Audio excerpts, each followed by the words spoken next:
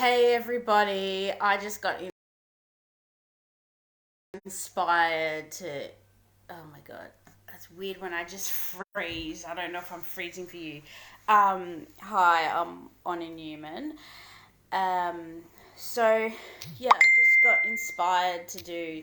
Someone's just messaging me, even though I told them that I was going live. Um, it's a bit distracting. Um, yeah, it's actually 6:43 a.m. in Australia here. So yeah, I want to talk to you about new paradigms for money and love. Because 99% of people are stuck in the old paradigms of money and love, and that's why they're struggling so much. And I haven't planned any of this, so I'm just going to say what comes through because I know this is my genius. Because it's actually an area that I've always struggled with. Like, even though deep down I know I'm meant for these things and I'm really good at them, everything I've tried has not worked for me. And that's because I'm meant to create new paradigms for money and love. Um, so, I don't know who that was. But anyway, you guys can watch this later. So, most people 99% of people are stuck in a poverty mindset, that, you have to work in a job 9 to 5. And, that's kind of your own source of income, only main source of income, and you're kind of capped there. And, a lot of people have started to realize the possibility of the internet to make money and multiple income streams and passive income and financial freedom and all this kind of stuff. And, that's really amazing that people are waking up to that stuff. But they still seem to struggle to actually bring in the money. It to them it looks easy, but in reality, a lot of people don't find it easy to get all that stuff going. Same with relationships. Like, relationships are kind of in a bit of crisis at the moment, and a big reason for this is because people have a lot of unhealed traumas that they're bringing into the relationship, and just messing things up. So yeah, because your trigger, something happens that'll trigger you, and it's got absolutely nothing to do with the relationship with your partner. It's like an old story that has just been brought to the surface and just messes up the dynamic because it's actually not meant to be there. Because basically, when two people come together and they have wounds, basically it's a space for all of those wounds to come to the surface and rise to the surface. And until you heal those wounds, they're just going to keep emerging in the relationship. And so this means you're never going to really get that high quality relationship experience that you want until you take responsibility for those wounds and either, heal them. Well, and also, like, don't, take full responsibility for those wounds and those traumas and heal them on your own. Like, you're not relying on your partner to do that for you because it's not their responsibility. Like, these wounds are all things that happened to you before they even met you, and they're an adult, so you're not responsible for them. And I did actually do some couples counseling recently. And the couples counselor was basically telling me that I need to be responsible for my partner's anxiety. Like, I was doing something that was causing my partner's anxiety. And I said, look, I'm not responsible for this person's anxiety because I'm not. I'm not responsible. We are not responsible. You are not responsible for anyone else's feelings. You're responsible for your own behavior and the way you express your emotions and your life choices, and you're fully and totally responsible for yourself, but you're not responsible for anybody else. So it's been really interesting going out dating and seeing the way people are, and how, when, as a fairly healed person, how easily people's wounds get triggered by the most tiniest thing.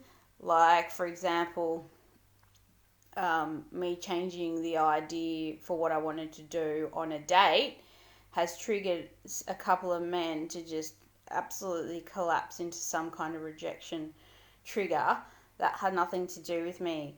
Because I think I said something like, I've changed my mind, I'd like to do something different. But because they have this rejection trauma, all they hear is I've changed my mind, and then they go into this rejection trauma and completely emotionally collapse, rather than reading the reality of the whole sentence is, I'd like to do something else. So I had a couple of men doing that. So yeah, and it's also about, not letting your ego control the relationship. So, your ego is a really sneaky thing that, likes to get in there and sabotage things when they're going well. So, you really need to recognize the voice of your ego, and not buy into it. And that's a bit of a skill. So these are, some of the reasons relationships are messing up. Also, this illusion we have of control, like that we have control over another person, anything they do, and we try and control people to get them to fulfill our needs or, desires or whatever. But at the end of the day, we don't have any control over whether they do that or not. We can ask for what we would like, but as soon as we attach to that or feel entitled to that, we're fucked. Because the person is either going to say yes or no, and then we have a choice based on that. I've asked for this. Is it a deal breaker for me? If yes, then I can leave. If no, then I accept it and get what I want elsewhere. We always have choices. So there's also an illusion that we don't have any choices. And yeah, it's completely false. Like, in every single moment you have a choice.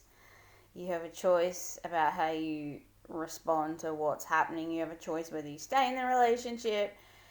And I think, some people get so embedded in the relationship, they feel like they don't have a choice to leave, or they're so attached to the history of the relationship that it feels like an impossibility for them to do things any other way. But basically, if you're living out of obligation, like if you feel like you've got to sacrifice who you are, what you want to do for somebody else, then you're in trouble. And that's how we've been programmed. We've been programmed, that you've got to meet in the middle. You've got to sacrifice some things that you want in your life to, have a successful relationship. And I say, fuck no, because then you're just going to feel caged, like you're missing out on, your highest potential, or fulfilling your dream, or whatever you want to do, because you've given it up for this person. And I say, no, this relationship should help you, support you to be your highest potential of who you are, and vice versa. So it should feel like a supportive thing, not a cage. And I think, that's one reason why a lot of people cheat, is because they feel like they're in a cage. And this is, a way to get out of the cage. It's like it's like this assertion, like, fuck you, I can do whatever I want.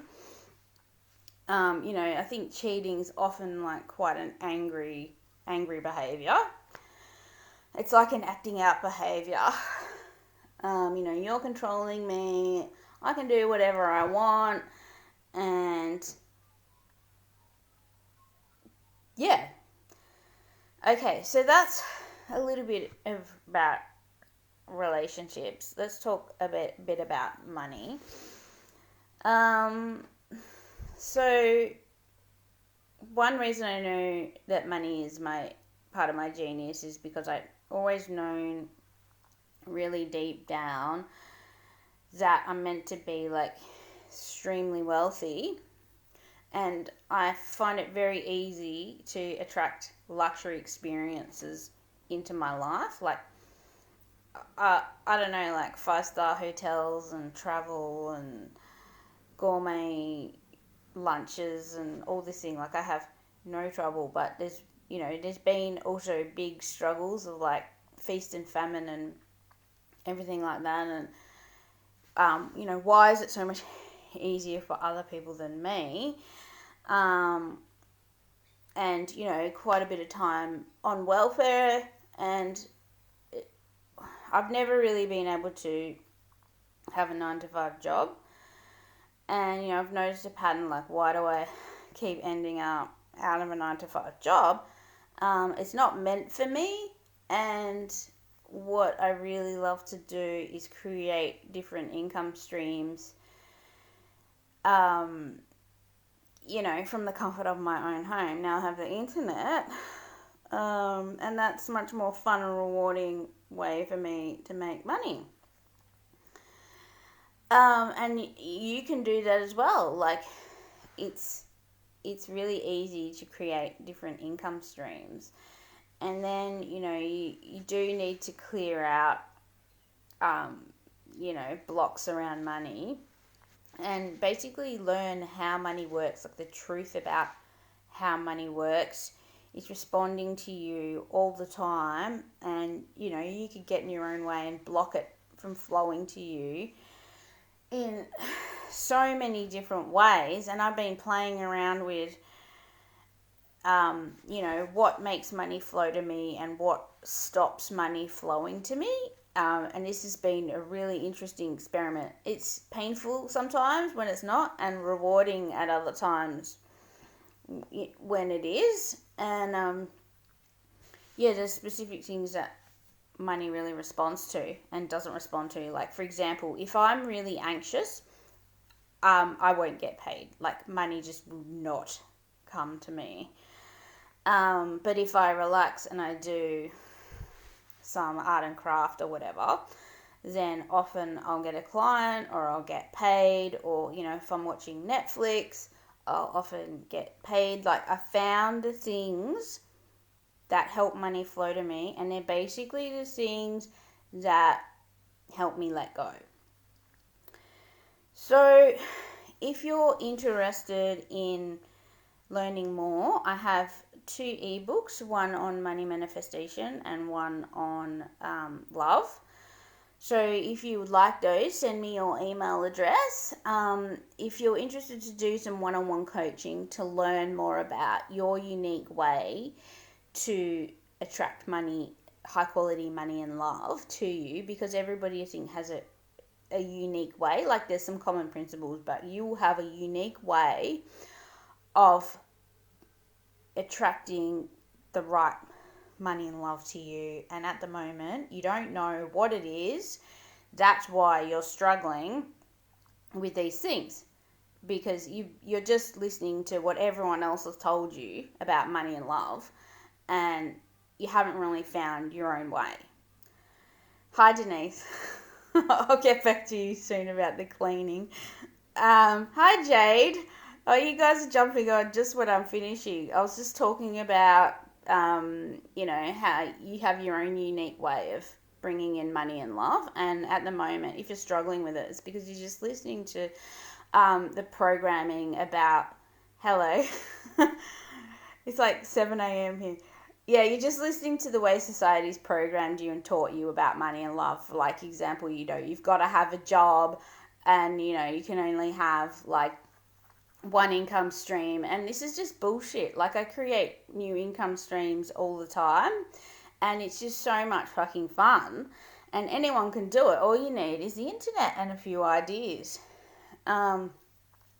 So yeah, I was just saying, if I think Jade, you've already got my ebooks on money and love. Yeah, and then if you're wanting to do some one-on-one coaching with me, just let me know, for me to help you find your own unique way to attract money and love, and clear out, help you clear out the programming that's getting in the way for you, because that's what's getting in the way from you. All this bullshit stuff that you've been told about how money and love should be for you is bullshit. It's blocking you from, what you want. Any questions?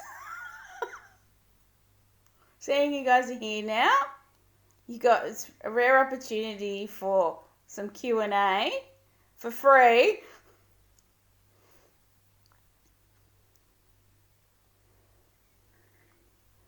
Anyway, last night I made a 3K sale, which was nice. But I had to find my... Thanks. I've been told by the stylist it's the wrong colour, but it looks, I think, better on camera. Yeah, so sometimes with business, you got to find your edge with it. Like, the thing that you're fucking terrified to do is the thing that's going to make you the money. And for me, it's the sales calls. But every time I do sales calls, that's when I really make thousands. It's like that fear. The fear is the thing that you need to do. So what is that thing, Jade, in business that you're really scared of doing?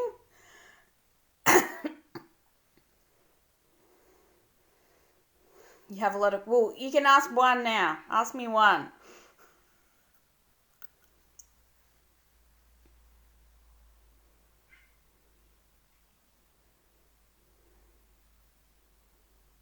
You need to find an idea. Okay, yep. All right. Okay, so Denise, you need to find an idea. Okay, so you've got the idea inside you, but basically you're too scared to allow it to come through. That's why I said to you, go to the forest, because when you're quiet and still, then and you say to yourself, I'm going to allow this idea to come up. Then that's what you got to do. You got to create a space and allow it to come up for you.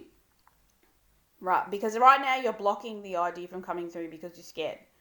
It's totally normal. Now, coming out as a healer, can you say more? Fear of judgment or what? Yeah, because Denise, the idea's inside you. It's not outside you.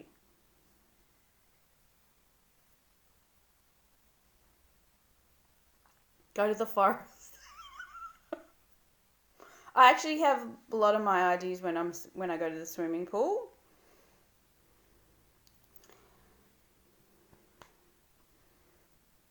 All right. So I'm not getting anything else from you, Jade. So I'll just say, you're afraid to own who you are, and that's blocking your money and your business. Yeah. So do you know how many times I've fucking failed? It's not even failure. Failure isn't really even a real thing. It's just an illusion. Like you're just having an experience. Basically, everything you have is an experience. It's not really a failure. Yeah, judgment. Yeah, I know it's a huge one, and the thing is, like, you do get trolls and things like that. Like, it's true.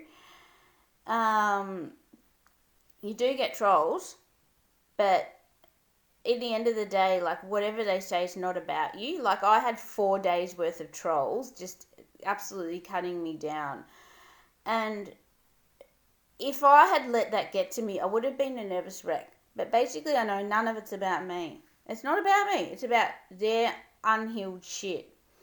So, whenever you get a troll, it's not really about you. It's about someone else getting triggered and expressing their unhealed shit. That's all it is. Alrighty. Well, thank you for jumping on. Yeah, and Jade, let me know if you want to do the one-on-one, because I would love to work with you. I love your energy. Yeah, and I'll get back to you about the cleaning soon, Denise. Alright, see ya! Oh, I feel like this day and age there's so much competition. I expect your idea to be successful. You gotta just not care about the competition, because you're unique. You're unique. There's no one like you that can do the job the way that you do it. You're unique. So who gives a shit what anyone else is doing? Alright, bye!